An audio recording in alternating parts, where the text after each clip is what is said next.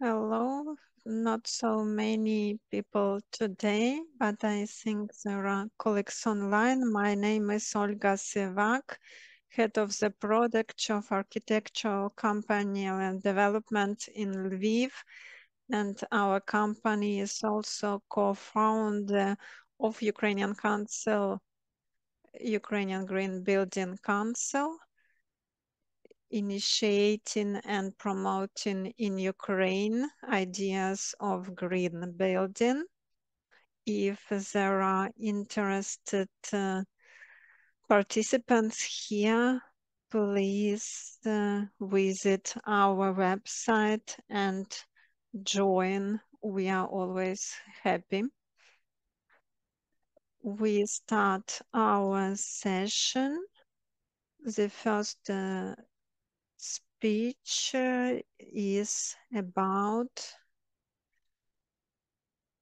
recovery, reconstruction using contaminated soil from Mykhailo Shevchenko and Anna Pomazanna. They are researchers and architects studying the use of green materials in construction industry. They have also founded Materia Lab, who is researching this issue. You're welcome.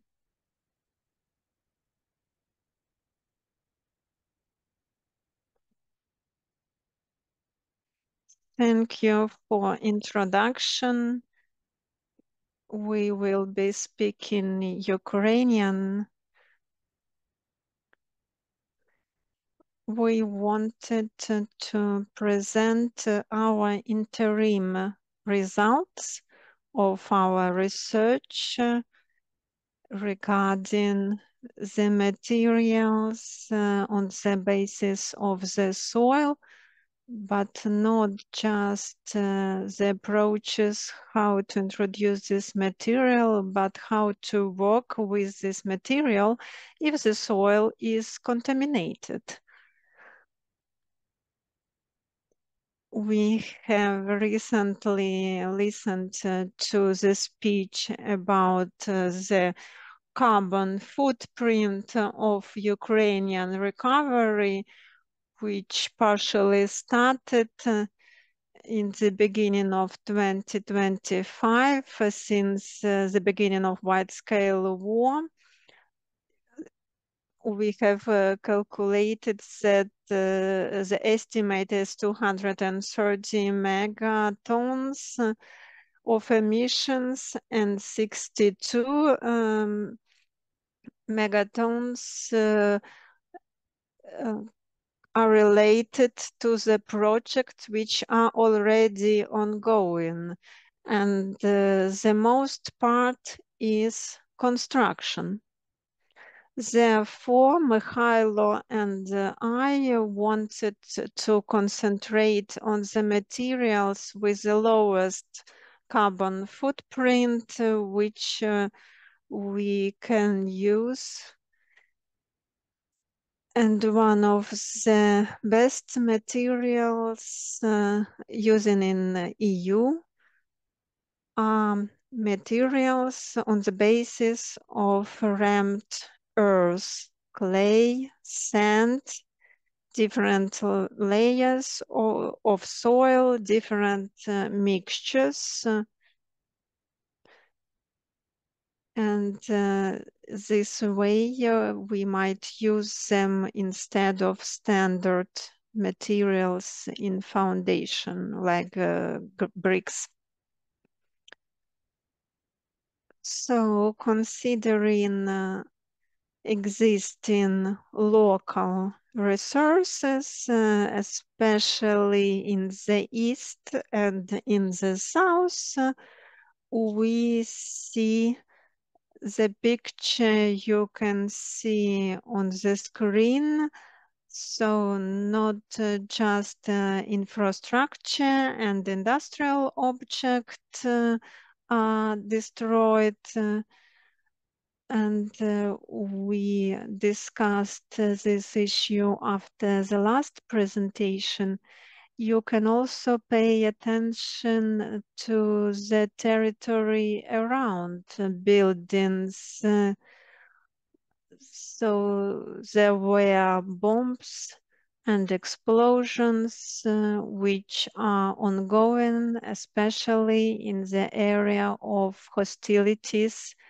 As a result, we have a mass chemical contamination, and in order to handle that, we addressed researchers who are studying this issue in Donetsk and Lugansk oblasts, types of chemical contamination, in which concentration.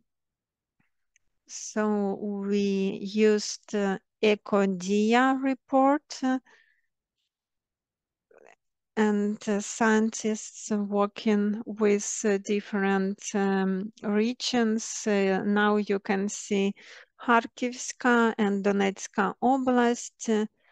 We concentrated our efforts on Kharkivska Oblast, and in the framework of this research, we raised these questions. Can we use contaminated soil for making construction materials? And is it possible to make it safe? To get rid of pollutants and use it for creating constructed buildings. And I give the floor to Mykhailo. Cooperation with geologists was crucial. It is important, but because we have to understand the questions we have.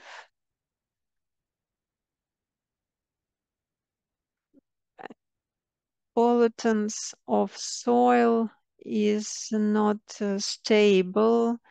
They are migrating and changing their concentration. It depends on intensity of hostilities, the quality of the soil, humidity, acidity level.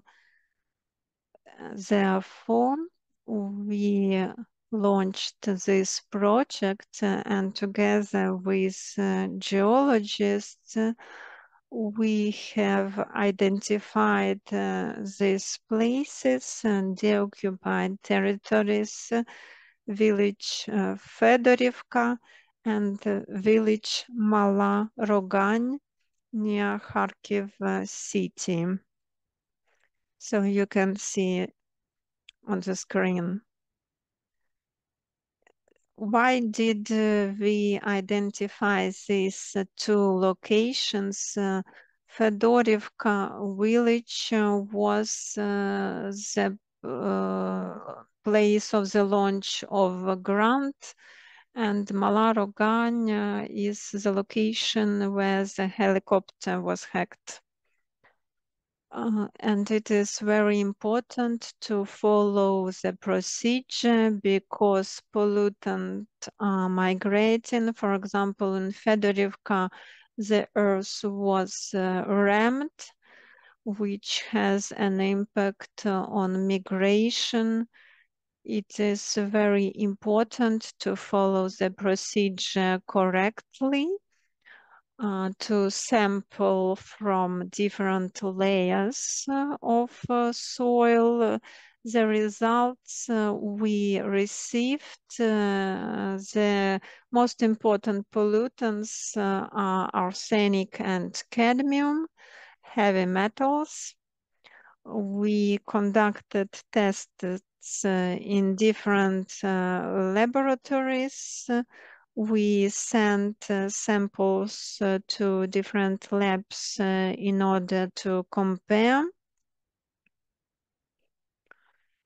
depending on the equipment, depending on the particularity of construction.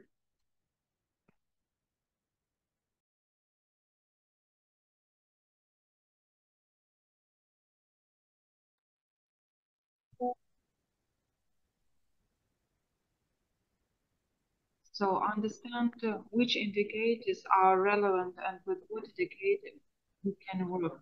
So we have outlined them and we conducted other tests. This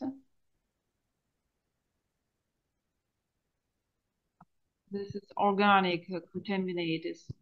It's quite difficult to translate, and their concentration was not so critical. And we know that heavy metals are contaminants which are characterized for the hostilities, but for the industrial sites, for agricultural pesticides, for us, it was very important that this research was quite important, and all our methods are quite universal. We can work with the agricultural fields, with the industrial sites, and we want to be sure that these results will be very useful to be adapted. So here you can see some figures underlined, rouge, red figures, and they show the higher concentration that we have. As for the admissible concentrations, we took the Ukrainian legislation as we were working in the Ukrainian context. But to answer the questions, what we are doing with this pollution, for us it was very important to understand what it meant. So when you have some figures in war, it's very important to understand what is behind these figures, these norms. And so in Ukraine, there is a single indicator. It's limited concentration of heavy metals in soil. So for us, the most important thing, well, the Ukrainian economy is agricultural economy. If we understand that the clearness of the soil and the absence of the pollutants are very important because it shows us if we can grow something. But this indicator is very far from building sector. So we continue to expand our experience and took the European Union experience. And we found that most of rules regarding the building materials and the limited concentrations of heavy metals are related to soil as well, but in other contexts, because thanks to this level of concentrations, they classify the landfills for all contaminants at the end of the life cycle of building materials. So we understand that all indicators of contamination are oriented what any building can be destroyed and removed to the landfill, where all these materials have direct contact with the soil and make contact with the underground waters. So for us, it was very interesting as well. So which indicators can be used as well. So you can see different limited concentrations. For example, if these are indicators for agriculture or landfills or for the concentration pollution in residential area, because as we know that there are people with the dogs, there are children living there, and all these materials can affect the human health. So for us, it was very important to understand what it means to have contaminated building materials and how it can affect human health or environment. And here we discovered two ways of damaging can be caused by the building materials. First, these are landfills, and we understand there are two types of landfills. First, which is situated on the surface without any insulation, and it can be mixed up with the soil, and there is great danger that soil can be damaged. And another type of landfill, it's a professional landfill with bigger infrastructure where there are some facilities to take gas emissions from this contaminated.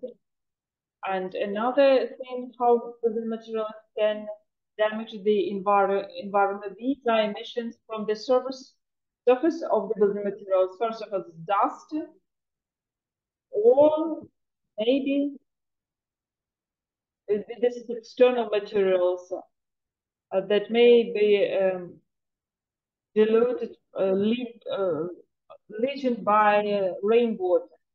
So when we decided to think about the strategies, how can we work with the contaminated building materials,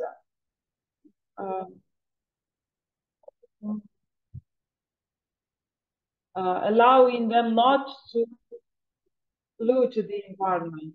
And for us, it was very important. So these ways are energy efficient, lower cost, so we don't need a lot of facilities which consume energy and need a lot of investment. And we started to search to seek some ways of clearing. So we look at the physical methods, for example, burning, but we understand that a lot of energy are needed, and chemicals some ways like repurposing soil. It's a high technological strategy. So we are focused on two main approaches, which are quite important for us. This is encapsulation strategy and dilution strategy. So the dilution strategy is very simple, because when you look at the contamination and we see that we can lower the concentration. That was our innovation.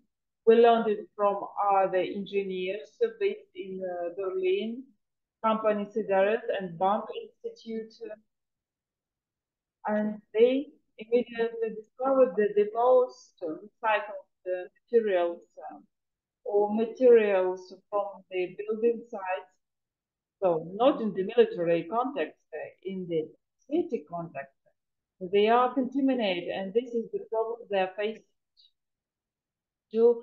And this is a problem to be solved in the European Union as well. So they tried to mix secondary aggregates, materials to find the lower concentrations. We did it the same. That was a simple experiment.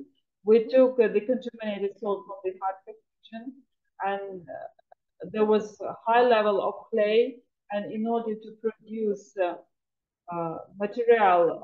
osmosis materials, we needed to take sable. So we took this sable, and it wasn't contaminated. We took it from the plant in Berlin. It was preliminary cleaned, and we mixed it with our clay, and we got lower contamination indicators. Then there was different cases, 50-50, 60-40, and we tried to find the lowest concentration. That was our first strategy we used. So second strategy is a hypothesis, but it's quite interesting, and Mikhail will tell about it. So the second strategy is simple. it's based on the research conducted before us, and they tested building materials for concentrations, and these researchers showed that the contamination was possible. There were industrial infrastructure buildings. So all tests showed that the contaminants can penetrate 3 centimeters, and we worked with the encapsulation strategy, and it showed that we used oak-based constructions, but we closed this layer, and we know that any building material has its own layers. So it's very interesting topic to think over what can we replace, and how can we make it safe. So if you would like to look at how we use these materials, so we discovered a range of variants that is quite realistic in our opinion, and this is our work for the future in order to develop real prototypes of these materials, because it can work. We understand how it can work, and we see that we can use it everywhere. And here we have issue conditions, because if this material is contaminated, we can work about the recycling of this material, and this is the next step forward to this project. I would like to make conclusions. How we can develop these approaches. I would like to say that the work with these approaches need some paradigmal change, because the society believes that to make our environment safe, we need to remove all contaminants, all contaminated materials from all cities.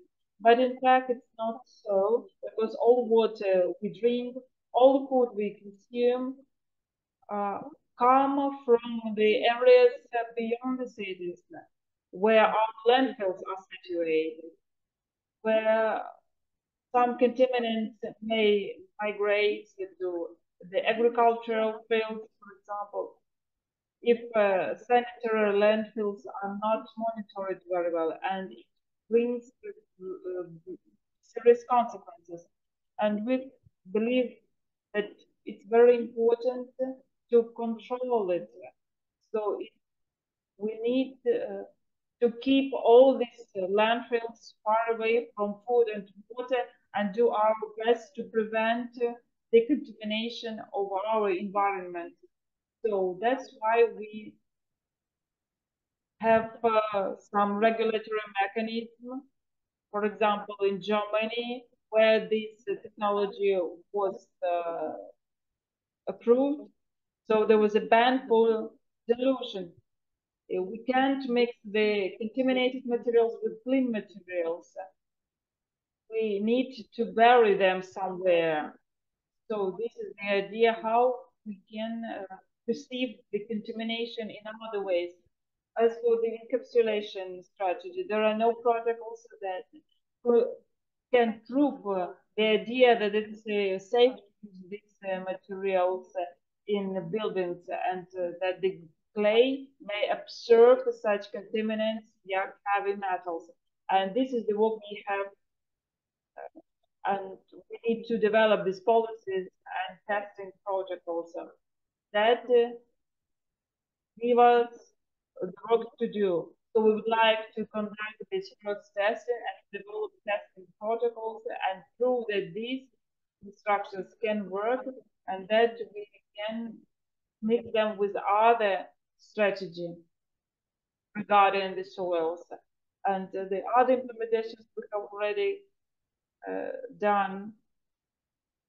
We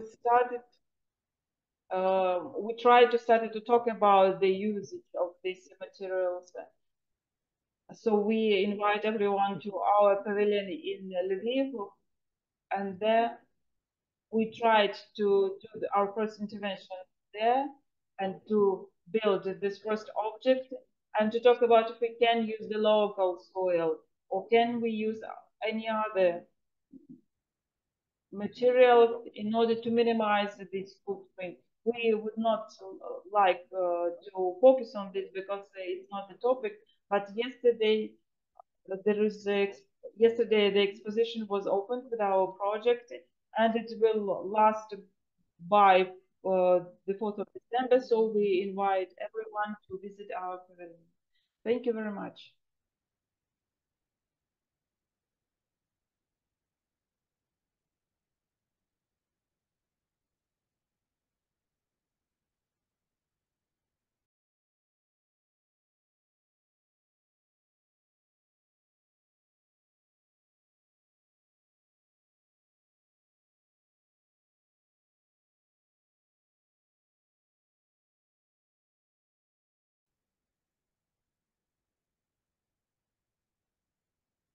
Thank you for your. So if you advertise such building materials, so there is a moral aspect. Did you discuss it with the potential developers? If people are ready to use these building materials and if end consumers would like to live in such buildings, did you think over these questions? In fact, this was a big part of our discussion because we believe that a part of technological solutions, we need to understand regulatory mechanisms that are used. For us, it's very important to use these structures because we don't see these materials in residential houses or schools. First of all, these materials are for the industrial side, industrial infrastructure, where there are less people. We understand that the automation process is on the way, and we understand that all these construction can contain these contaminations, but safer without direct contact with the environment. I think that it's a question of paradigm because there are a lot of toxic materials that penetrate our residential houses because even in this room we can see a lot of contaminants. So this is the topic to be discussed because right now we have a lot of things to discuss about the recycled materials. So along with that, I think that we have already used a lot of materials that can pollute the environment. So I think that this is the paradigm that we are trying to change. Is there any questions from the hall? Thank you very much. So that's a very interesting topic. So the contaminated material can be recycled. So my first response is related to the risk of destruction. For example, asbestos, so it's safe if it's inside of the building materials. But when this building is destroyed, this asbestos and any contaminants pollute the environment. And what about the segregation of this material? So I wonder how can we take it into consideration, bearing in mind so the idea is to isolate this asbestos. So you see that you don't think to use these materials for social infrastructure, for residential housing. So what do you propose how to mitigate this risk? So I have questions in terms of soil.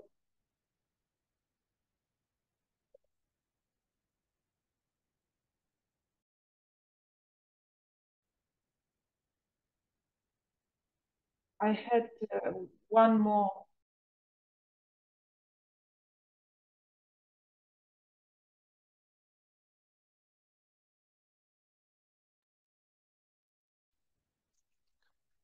Encapsulated types of construction is a challenge.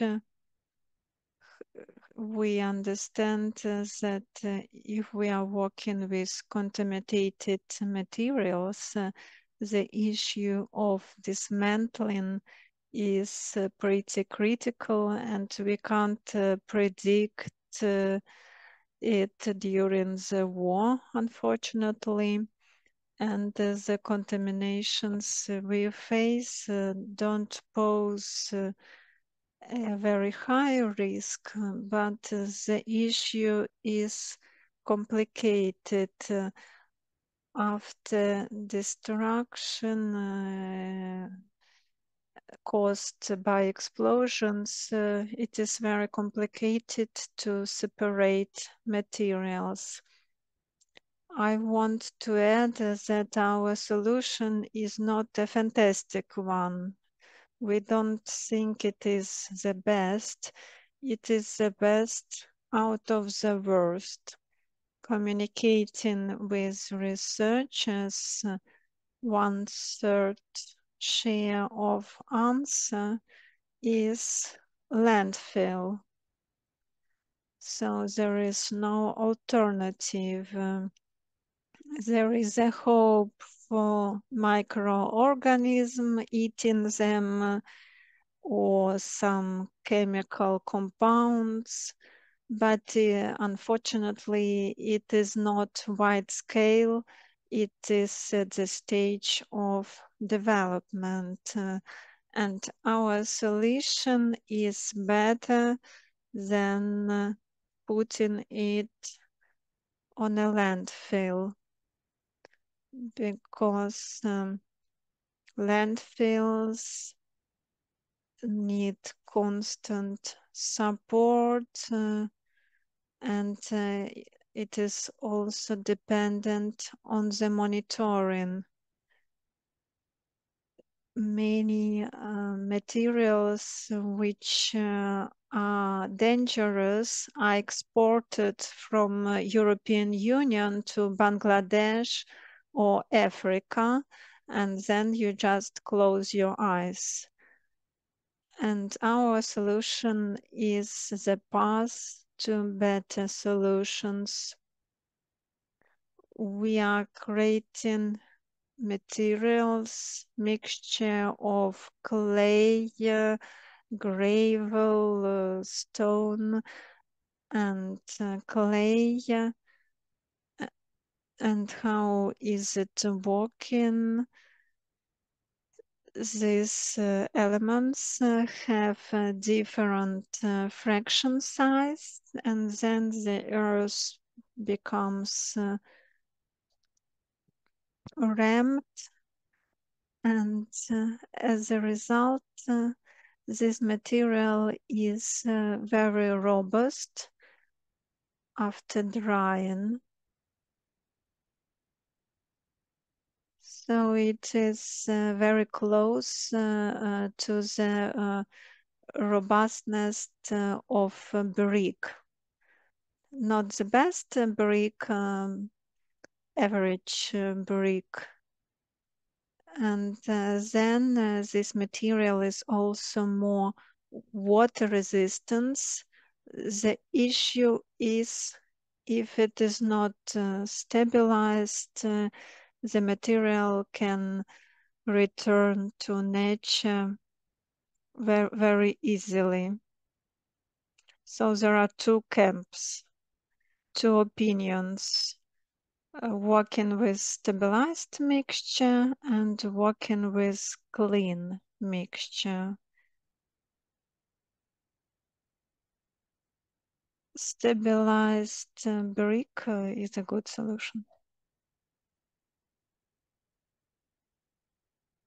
Thank you very much. This project is very important for the whole Ukraine, and you are owners of precious data.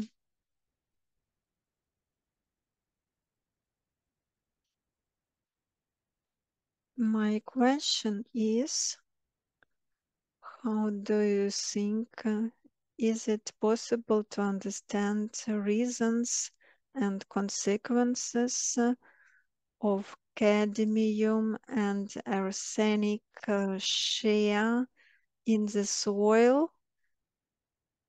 Can you understand that it is a result of hostilities and not the result of pesticides, for example? The methodology we use was shared with us by geologists. There are several samples.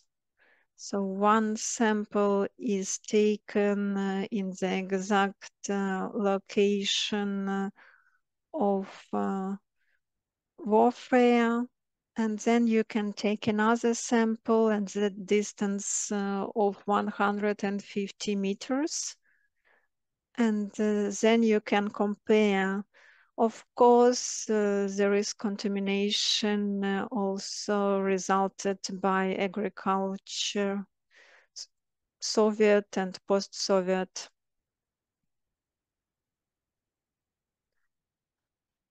My idea is to use debris while construction and reconstruction in construction of wells. There will be 2 lectures. Physically, this debris can be used as a constructive material or as a filler. It depends on the level of contamination.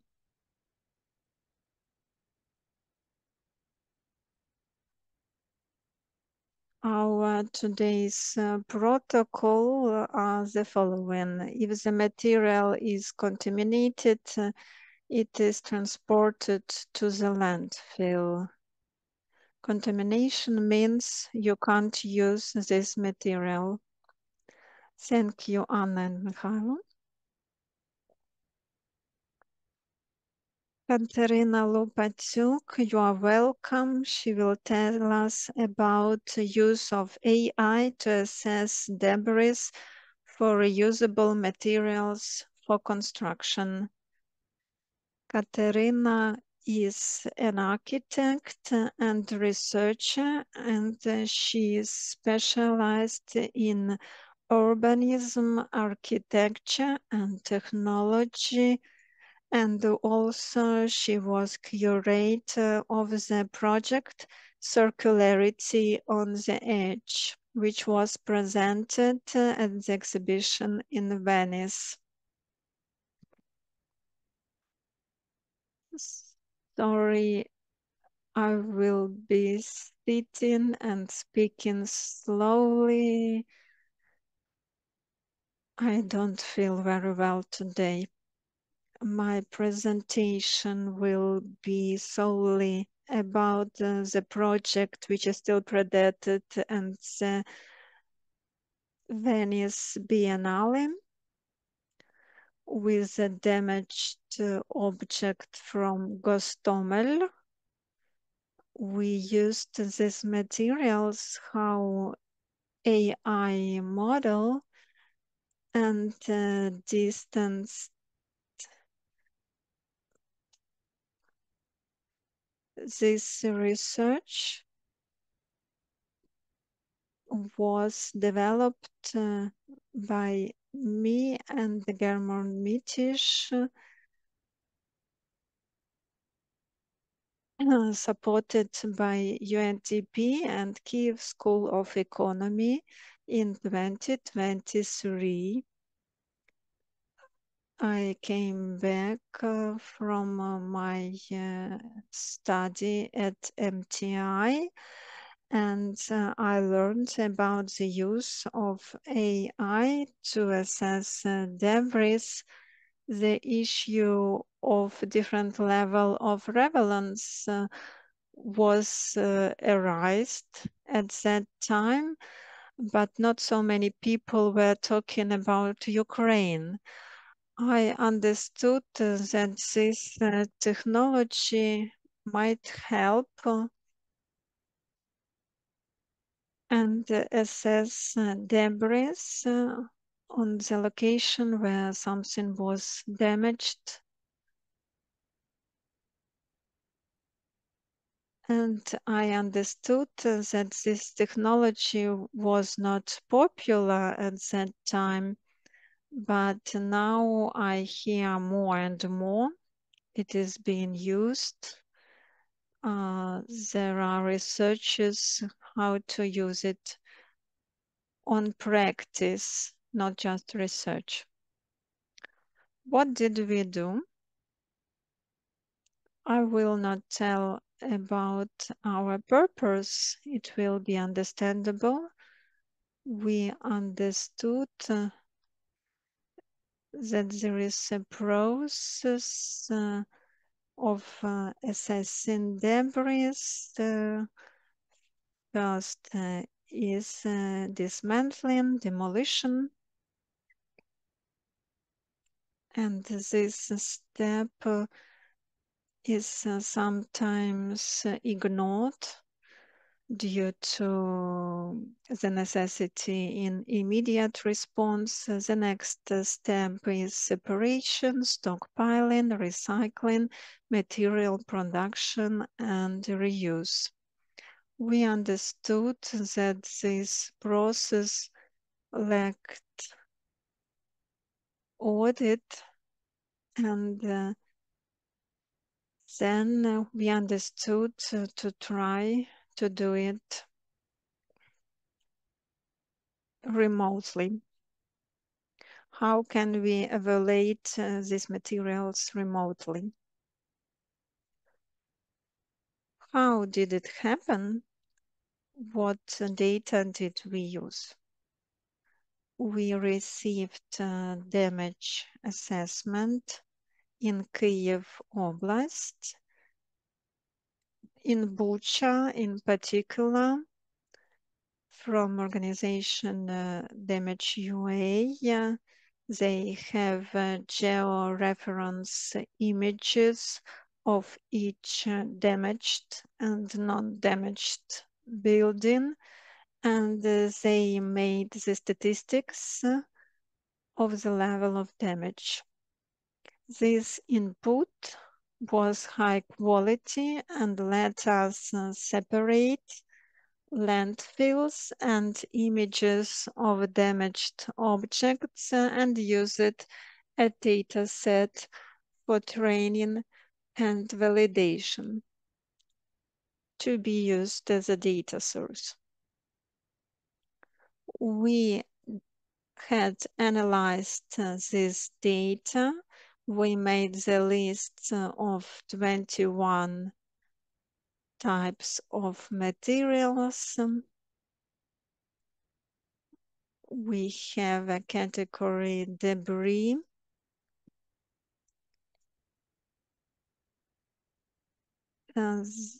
Sometimes when the mixture is too complicated, our model can't understand what it is. But if we want to use it on practice, data should be more accurate. So we have identified the most important.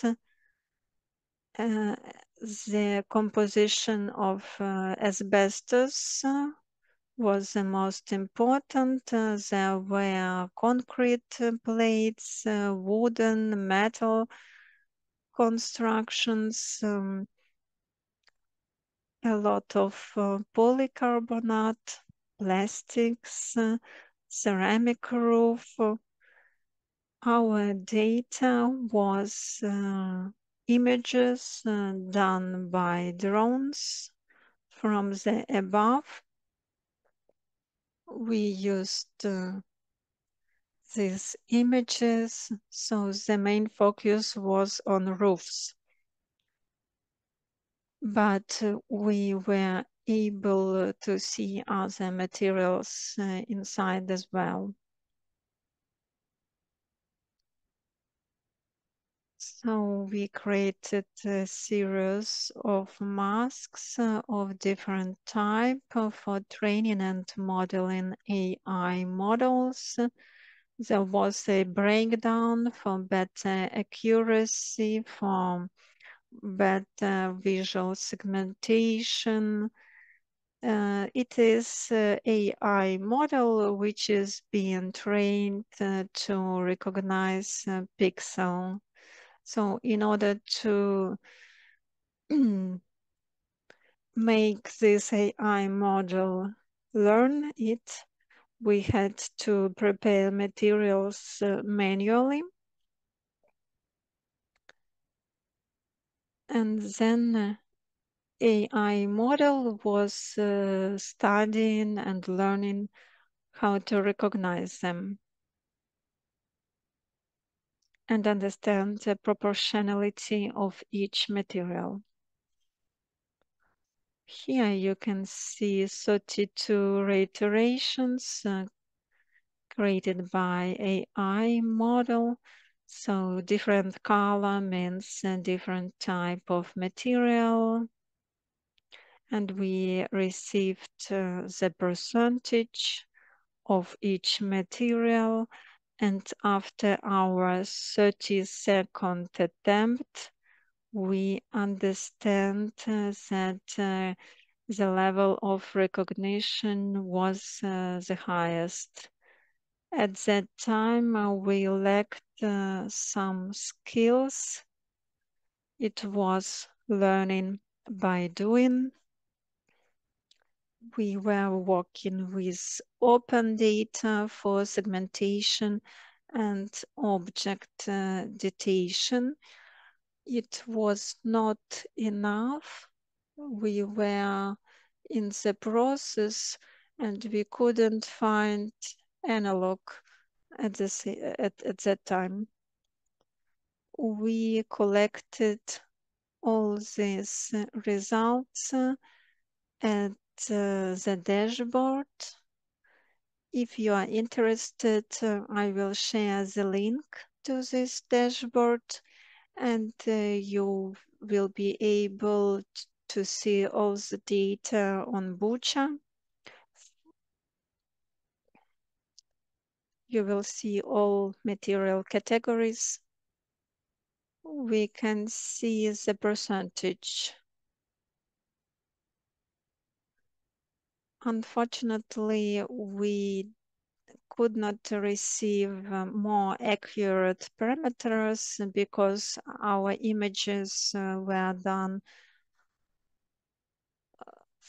from the above.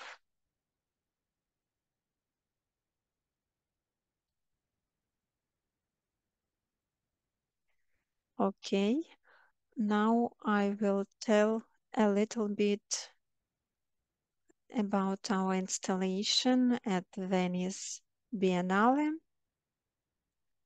One important aspect is that when we are talking about pragmatic issues, we often forget about humanitarian issues.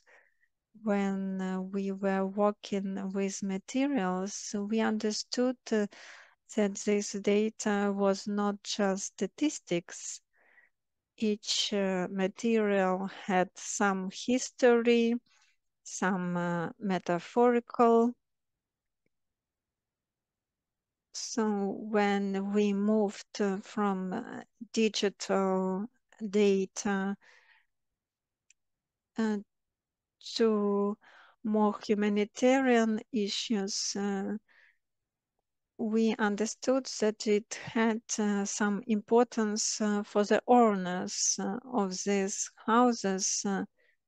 And we were trying to create this bridge.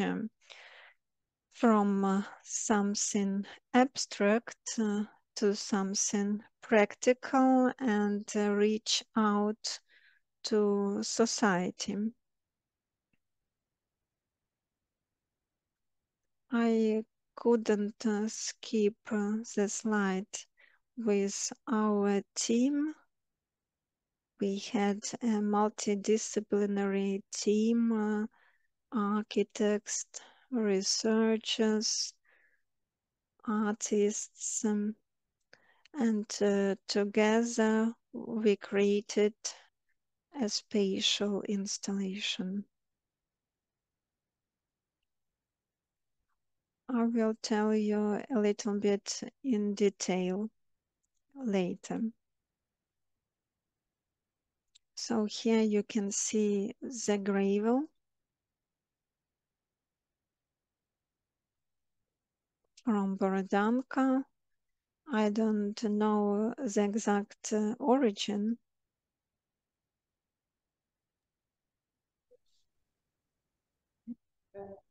What is very important, we watched this gravel to understand what are fragments there, because it's very difficult to use this material. There are a lot of fractions, and then they get then would damage its characteristics. I know that in the community that these type of gravels are used for repairing roads. I would like to draw your attention that there are a lot of things. When we washed these gravels, we saw the fragments of wallpapers, some ceramics, small stones, and it contained a lot of information and personal stories because there is a great sense in this picture. Before bringing this installation in the furnace, we set it up in Ukraine, in the National Building University, with the support of OSTIF. We, our artists, checked all types of materials, so from the gave us these materials. She told us the story of each fragment. There are some contracts they used for oven, and she was almost crying when we got this concrete because there is some debris on the floor. So we would like to address the topic of relevance, and we decided to print ID to each material and show it in the space, and to show that each of these is a unique object. Because to show all native building damage to building materials, we need a lot of mental capacities, but every material has its own unique way. We did what should be done when we use it correct. We classified, we washed them, we segregated them. So we used 4 patterns of different buildings in Bucha. We took them, these fragments, so you can see these different colors which were used by the artificial intelligence. And due to the projection and the video and the sound, our narrative arc, we explain how our model works. And we emphasized the topics and the challenges we faced. There were some interesting insights. So the attitude to the asbestos. So when we analyzed all data about Bucha, we understood that 60% of roofs were covered with asbestos, and in most cases there was asbestos, and we understood that few people understood how they should deal with this material as it is very contaminated. And in fact, we studied other materials and we understood that this asbestos came from Russia and we imported from Russia and Kazakhstan. And you can imagine that at the beginning of 2014, we imported asbestos from Russia, which is part of asbestos propaganda. And they say so this West is getting rid of asbestos, and they are propagating this asbestos. We understood that it's not just a problem of material, not just an economic issue, but just a health issue and colonial factor, and also impact on health other people. And it was very interesting to study it and think how should we use them during the recovery. So for this installation, we used the asbestos-free roof in order to bring it to Venice and to show this problematic and to explain this colonial impact. So how it looks right now in Venice. So I have the video. During this video, I can go into details or you may ask questions. I will give some details about our work on this model and how we were conducting our research.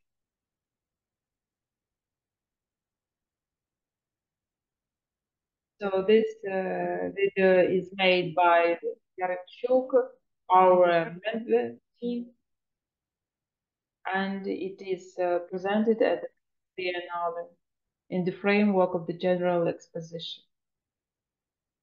Thank you very much, Kateryna. I'm very impressed with your scientific approach, creative approach, and this asbestos imported from Russia. So there are a lot of topics. Unfortunately, we don't have too much time because right now we will have our international speaker, but after the third speech, I will give you the floor. So I'm sorry if I took too much time. Thank you. Okay. So we have the speaker online, Maxence Grangeot. French names are difficult to pronounce. Do we have Maxence? Yeah, I'm here. Good morning. Good morning. We don't see you yet. So I will start introducing you. Maxence is an architect and PhD researcher in Switzerland.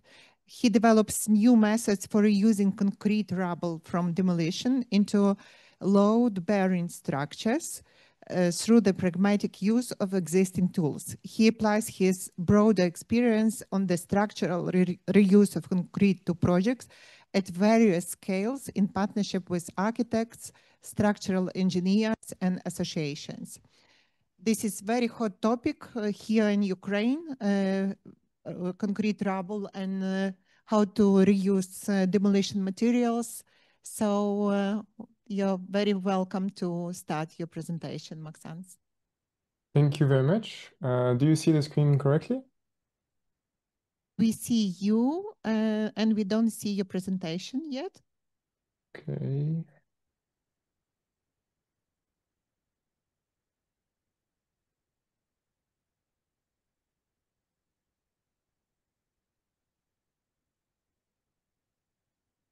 Do you see it now?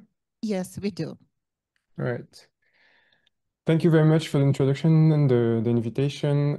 Sorry I cannot be here in person. So yeah, I'm here to talk mostly about concrete. As you know, as it was introduced before, concrete is it's a very big problem in terms of emissions. It's the production of concrete itself represents around 8% of the world's CO2 emissions, and it's absolutely massive. And in our research lab, we have been looking at ways to reduce the use of new concrete by reusing existing concrete. And we have done that in the past through different projects.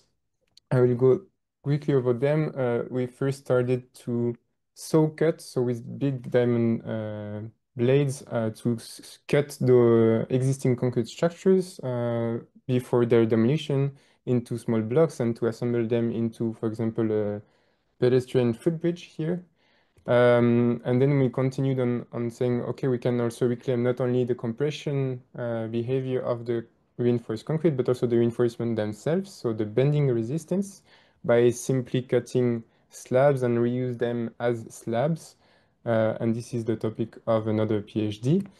And we extended a bit this research into what if we want to also reuse the embedded connections, the embedded rebar connections within the reinforced concrete by saw cutting 3D modules. And this is a project that actually came from students and that I was lucky to supervise. And so through this kind of full-scale prototypes, we were wondering if actually we were not the first one to do so. And actually, no, there is a very big history of concrete reuse. And we have actually referenced them all in an online atlas. So if you're interested, I can give you the link. And so, yeah, it has been done a lot since the 20th century. And now, actually, it was not so much framed or was not so much planned. So we developed a procedure, or let's say guidelines on how to reuse or how to assess the reuse potential of existing building structures. This is also freely available if you're interested. And so this is also something we are trying to apply now in Ukraine, also in partnership with local actors. And especially in the context of Ukraine, because of the prefabricated modules that are constituting the majority of the building stock, how can we actually reuse those elements that are not too damaged directly onto new projects? And the reason I'm here today is because this reuse of prefabricated elements is usually not so simple, and because usually from the structure you have all of this rubble, and even if you want to claim prefabricated elements, it might not be really safe to disassemble a structure that is barely standing. And also, actually, in Switzerland, we demolish a lot of concrete regularly, and actually we demolish around 400 kilo of concrete per year per person. So that's absolutely massive. And that's actually where comes my research, is how to reuse these large rubble pieces instead of crushing it, because currently how this material waste is treated is that it's crushed with this kind of big machine into a smaller gravel. And this smaller gravel is then put again in a new mix of concrete. And this is quite good, but it's not enough because you still need the production of cement to bind all of this gravel together. So this is also where most of the emissions of concrete come from. And you still need at least the same amount of naturally extracted gravel and obviously some water. So concrete recycling is good, but not enough. So my research basically is trying to reuse directly those big rubble, flat rubble pieces into structural walls. And here I show two different systems I have developed. The one on the left is basically built on site, vertically, directly, and the other one is prefabricated. I will go in details about them. Why we do that is obviously this kind of reuse of large rubble pieces in new structural walls reduces by at least 80% the amount of newly poured concrete, and so the environmental impacts of those new structures are aligning with these kind of goals of reaching net zero for reconstruction. How physically actually I do that in Switzerland or in Europe, where there are some recycling centers available, I go to those locations because they already gather all of the demolition concrete from many places. And then I just ask the machine operator to load the flat rubble pieces into a bin and then get those delivered to the construction site. But in some places where recycling centers might not be available everywhere in the territory, I think it might be the case also of Ukraine, you can directly source those big rubble pieces directly from demolition sites. Once they get delivered to the assembly site or to the prefabrication facility, I just simply unload them flat on pallets or on the ground. And then I take a simple phone picture from the top. And with the help of some kind of QR code that is placed on top of the rubble, I'm able to detect the 2D shape of each rubble rubble piece, and then its scale and then its number and ID. From this kind of digital stock of rubble pieces, like inventory of irregular shapes, we can arrange them on the computer into a masonry layout. And so the masonry layout basically is just having as much as possible horizontal joints and as much as possible vertical interlocking of those pieces. And so you could do that manually, but you can also implement this into an algorithm. And that if you do that, you can then generate hundreds and hundreds of masonry options. And so once you have the solution that you want to build from these irregular pieces of rubble, I developed two different construction methods. The first one is basically on-site assembly of these rubble pieces vertically into a climbing formwork. So each time I place a level a course of mortar, the rubble piece vertically in the formwork, and then raise the formwork again and repeat. So this is assembled on site. And to do that, actually, to pick those pieces from the right location and to orient them in how I want it, I simply drill lifting anchors in the side faces of those big rubble pieces. And so that when I lift from those pieces, from those locations, under gravity, during lifting, we obtain the correct orientation. And the second method I have developed in my research is prefabrication. So putting the rubble pieces flat on a table, then putting a formwork around it, a rebar cage also, some reinforcement around, and then pouring the remaining voids with a very low impact recycled concrete. And then once this is cured, we simply tilt the wall and it's ready to be transported and stored and assembled on the construction site. So basically what we have is very standardized modular elements of regular dimensions from very irregular rubble pieces and that are structurally sound. And as I said, there is just one rebar in the periphery, and this rebar here in red helps for lifting operations, but also transport operations so that it doesn't really break during transport. And so with these two systems, two different construction systems, so the on-site construction and the prefabrication, I wanted to explore a bit more how we can implement it in a real building. So how to connect it with slabs, here the reused concrete slabs, how to make windows, how to make angles, connections, and so on. So I developed a two-story demonstrator with those two systems, so forming two L shape in plan. And so to do that, I simply transported the prefabricated walls vertically in this kind of special trailer and assembled them very quickly in a matter of hours because prefabrication is actually very fast.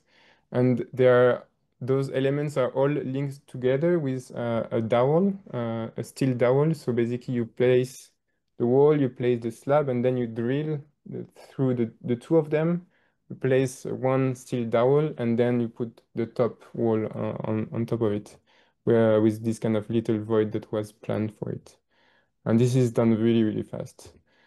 And so the other side of it, the part that is built on site directly with this climbing formwork, here I was able to solve a bit more details like this kind of angle connection. So by simply alternating the layers of concrete rubble pieces and making a window by also using a rubble piece as a lintel. And to do that, you just need to check the rebar diameter and position and the state. And if the rebar are satisfactory, you can use this piece also for lintel and so for some kind of bending resistance. And instead of drilling for this new iteration, I actually experimented using a clamp, which is much faster, and it can adapt to different thicknesses also. And it can transition from a horizontal position to a vertical position and then insert them directly in this formwork. Eventually, the goal is actually to make all of these digital processes that are already quite light, but to make them really accessible to any people or any masons. So to design and scan and have your inventory of pieces and the stacking solutions and where to lift from and where to place it, all directly on a small phone app, a very accessible phone app. And so what I presented is basically two different constructive systems, one built on site, the one on the left here, and one prefabricated, the one on the right. They form the same, they are the same demonstrator. But then I was wondering, what about Ukraine? Well, maybe you want to prefabricate because it's still quite fast. It's still faster than building on site, but maybe you don't have access to a lot of this kind of tilting table. So why not using maybe a steel formwork and a digger, an excavator directly on the demolition site or on the construction site to make those prefabricated elements and then assemble them really quickly.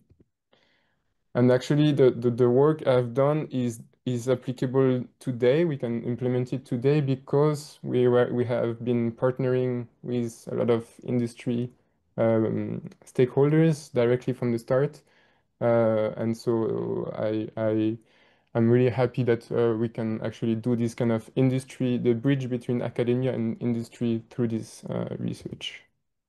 Now you might be wondering about the load-bearing capacity or like the structural capacity of those walls.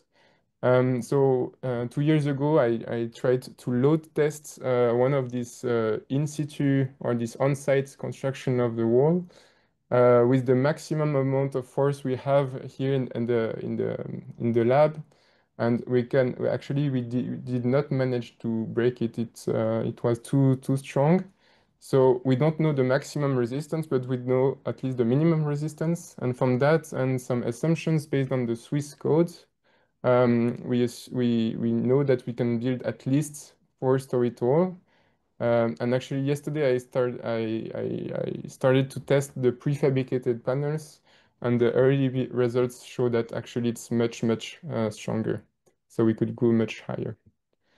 And then this kind of structural performance, actually, we could anticipate them or predict them based on the masonry layouts by simply analyzing the geometry of the horizontal and the vertical joints and comparing them to historical examples of masonry and their known structural behavior.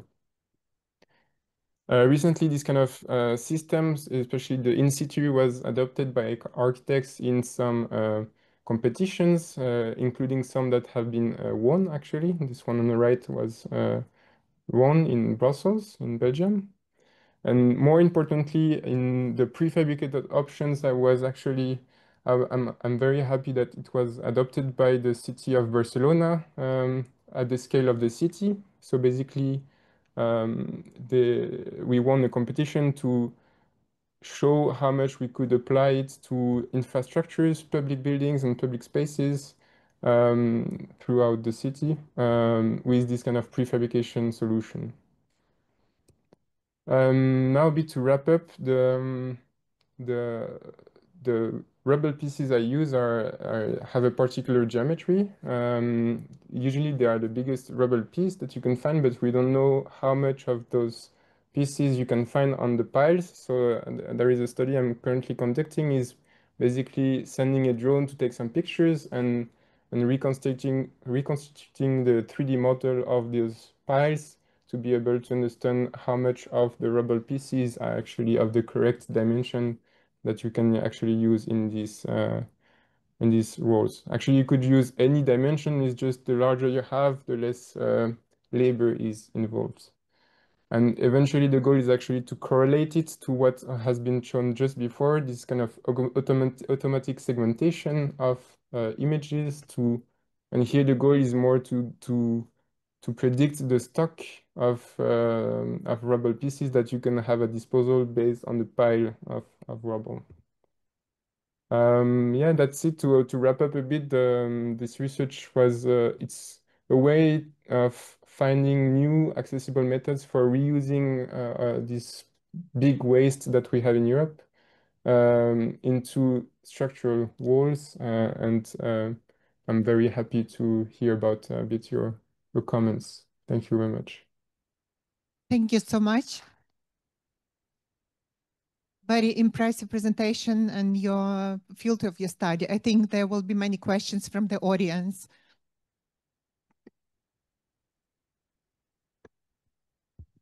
Hello, I'm Sophie. I wanted to ask you about your approaches, and one of them, two questions actually. One of them is, can you use these blocks for foundations? Because mostly I know now used recycled concrete in Europe for that. And second question is, have you ever tried to mix these blocks with clay? Yeah, very good question. So for foundations, I think it's possible. You just need, so back in the days when I explored a bit what you can do with this material, I obviously explored what you can do for foundations. I think it's possible. You just need to spread the load evenly. So you would still need, I think, some rebars to have a continuity of structural application. So it's possible. I think it would look like some kind of plum concrete. So it's plum concrete is this kind of weak or lean concrete that they use in the foundations with very big aggregates instead of small aggregates. So it's definitely possible. And your second question about clay is indeed the mortar that is in between the blocks. The mortar is actually some kind of binder that is made from calcinated clay. It's a research also that has been done in Switzerland about lowering the environmental impact of cement materials by embedding more clay. But yeah.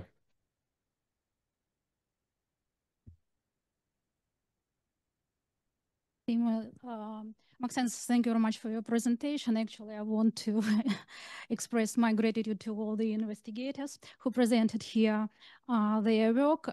You are doing a really great work, and I sincerely wish you to achieve the tangible results you are intending to achieve with your work. And actually, I don't have a question, I have a comment.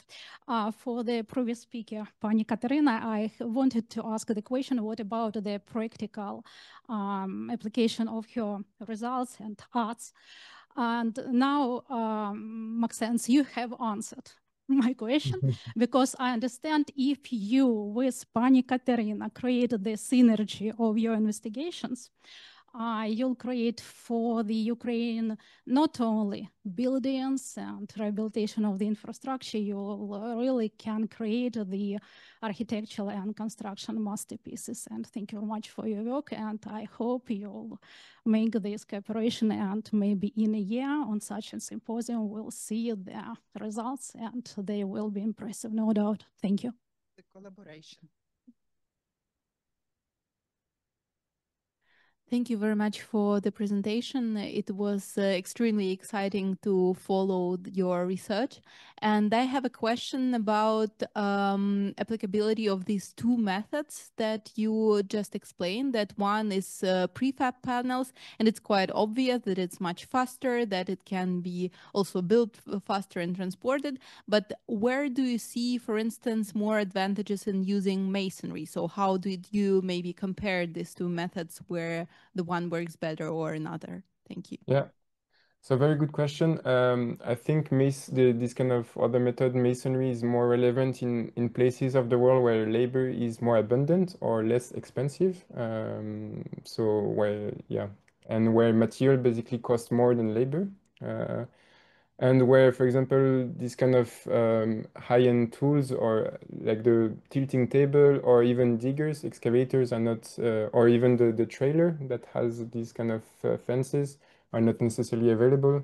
So there are many places in the world where those tools are not as accessible. So that's why I always try to also stay down to earth for all of those people.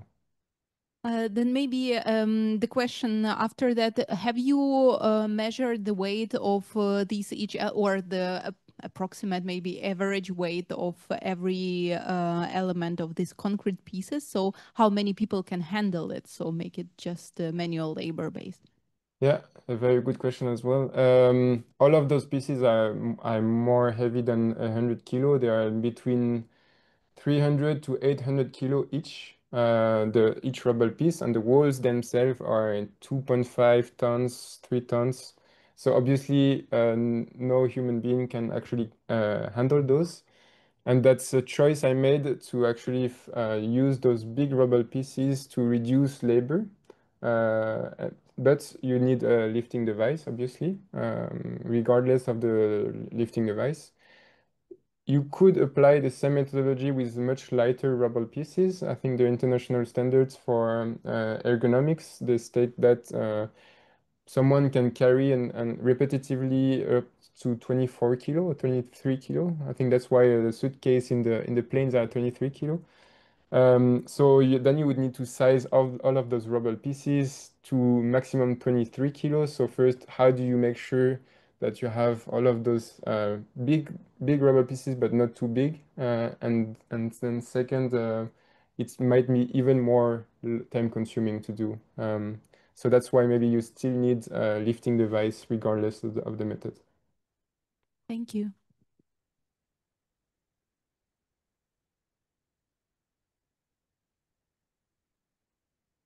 Thank you, everyone, for the presentations. All three presentations were really insightful. I think one of the common themes that we'll have today in the track is seeing how projects and initiatives started by practitioners are maybe ahead of policy, or they're ahead of kind of cultural or technical standards that they are operating in. And I wonder, as a question to all three presentations, in terms of scaling your pilot projects to the next level, what do you see as the biggest need? Is it policy? Is it investment? Is it more training and skills within the application? And I know that the three answers may be different, but I'm just interested to know, what do you see as the kind of next steps to help unlock your other work?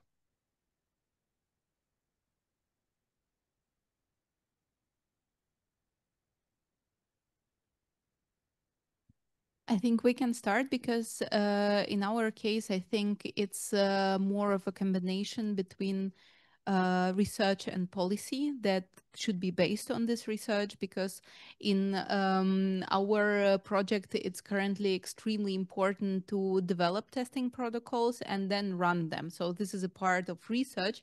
And as we figured out, this is a very costly research. So you have to involve a lot of partners, also academic partners or laboratories that have equipment. And then you have to do a few iterations of the test to be sure of your results. And then based on that, you develop policies that help you to implement that. So that's probably a short answer of what is needed as a next step. Yeah, I can probably just only agree on that. Still, for instance, in our project, we received quite a strong response from several environmental organizations. For instance, there is one called HDR. It's based in Boston, and they were suggesting, oh, and also there is another one, Sidara organization, maybe you heard of it. Both of them, they suggested that this is an approach that could be linked to some creation of automated robotic systems. And I imagine that in regard of the project that Maxence was presenting, it's also something that could be used, linked between like using visual detection tools and also linking it to robotics that would separate automatically the rubble, that would of course automate the process and make it much faster and easier. And I imagine that currently it's just a matter of time. It doesn't seem to be something unrealistic. I just think it's just a matter of time. And of course, this is not something that you can already find in the regulations. Still, there was one small insight that I read in the waste management protocol of EU waste management protocol last year that was published in 24. They dedicate a lot of like attention to auditing. So I imagine they kind of describe very precisely how you audit the materials before, for instance, smart demolition or something like that. So I imagine this kind of research this could be perceived that this part of this very important auditing in the waste management process anyhow. So so I believe that that should become kind of inevitable link between like actual implementations of some regulations and some piloting and practices from, I don't know, public organizations or other institutions, whatever. Maxence, and please comment from your side how it is in Switzerland. Yeah, I agree with what has been said. I think we need just slightly more time and some more tests, and those tests are obviously costly. In Switzerland, we are quite lucky that if an engineer signs off the paper, you can build whatever you want. So there is a lot of trust in here. But I also just wanted to say that we can, if we are smart about regulations, we can use them in some ways. At least in my research, since it's very much looking like a masonry, you can apply the codes for masonry and then still try to work around this. So I think, yeah, it's a matter of time and having a first project really built at full scale so that others are inspired to adopt it. I wanted to give a small comment to Maxence's project. Now, during the Venice Biennale exhibition, there was one national installation. I think it was Icelandic, if I'm not mistaken, and they were presenting dry cladding. And when I saw it, I thought that you usually use dry cladding in the mountainous areas or maybe some seismic, but perhaps we could also rethink of how we can use rubble for some particular tests of dry cladding, and that's how we're gonna reduce the use of mortar, or also it could be much faster to implement. Maybe it's not a bearing construction, but at least some type of partition or whatever. So in this regard, we could probably reassess and reuse rubble as well. I just was wondering whether you, Maxence, were thinking about this or not.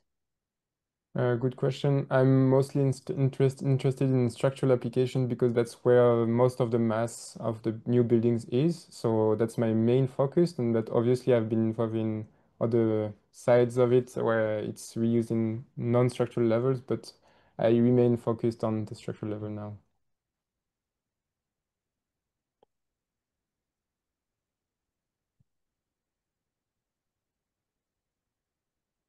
I have one comment and two questions for two different speakers.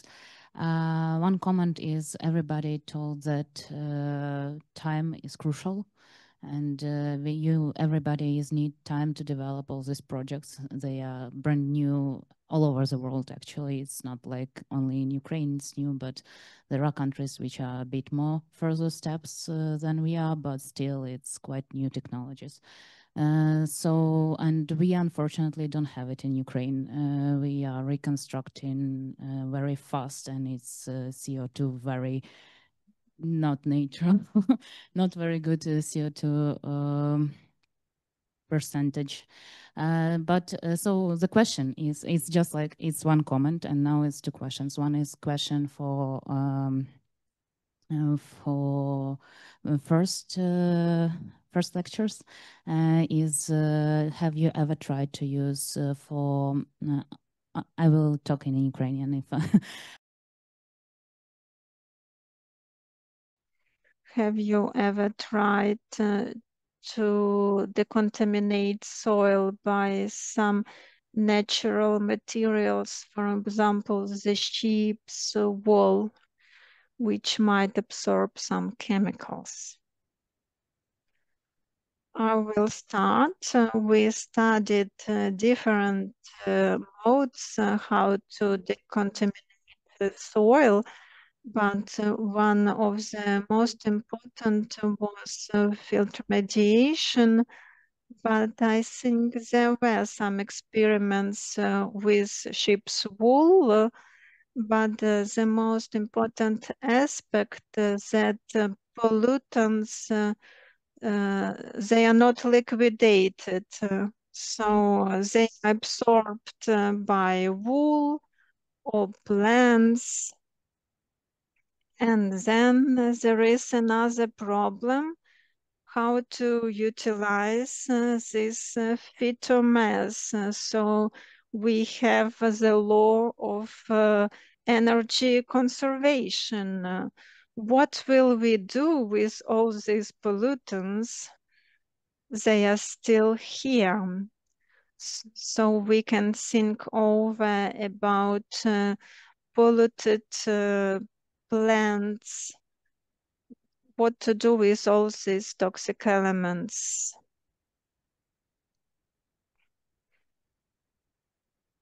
If we have these pollutants, we still have them.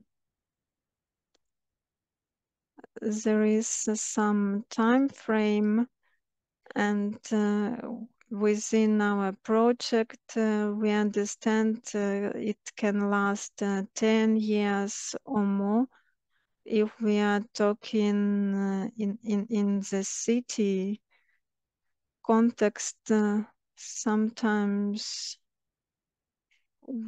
our projects can't last for 10 years.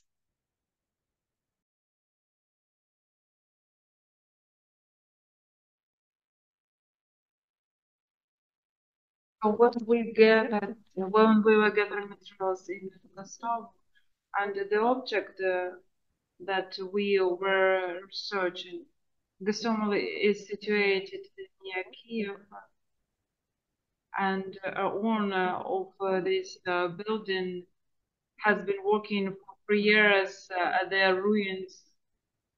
So this process is not so quick. So Gostomel is in the focus of the attention of many international organizations supported us with recovery, but there are some buildings that are not restored because there is the lack of resources, and many owners take their own decisions as there is lack of tools and possibilities of quick response. So I believe despite the necessity of quick response, there must be people who must seek parallel decisions and then must get involved. So at the EU accession, as for the EU accession process, we need to be aligned with the EU standard, and it's a question of time. If these standards will be applied by the ordinary employees. So in fact, I have a question to Ms. Kateryna. I would like to ask if you'd help the people who are engaged in assessing damages. So we organize the recommendations for the Cabinet of Ministers in terms of damages. So we would need this data. So we have come to the conclusion that we did not estimate 10% of this also. Our communication strategy is not was not very active at that moment. And that was just limited research, but we had possibilities to present our findings to the community in Bucha, and we received positive feedback, and they said they didn't need it, everything was solved, and it was in 2023, so less than 1 year since the full-scale invasion. And they said maybe other communities needed in it because those communities which didn't attract a lot of investments. And unfortunately, there was no practical use of this data. So I believe if we had received the guidelines, that would have been very helpful. But the big picture is very important.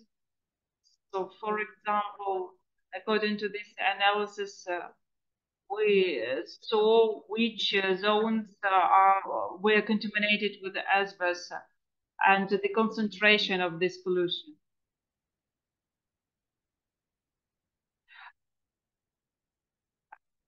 So unfortunately, we should interrupt as we have lunch, but I would like to say thank you to all speakers. And this discussion showed any regulatory issues are dragging behind your researchers, but even there are millions of tons of this debris. It will take a lot of time, many years, to recover our countries. But it's good that this discussion has already been started, and we have such a discussion. And Ukraine is ahead many European countries, even in this issue. So thank you very much. I would like to invite everyone to take a general picture, and after that we will have lunch. Thank you very much.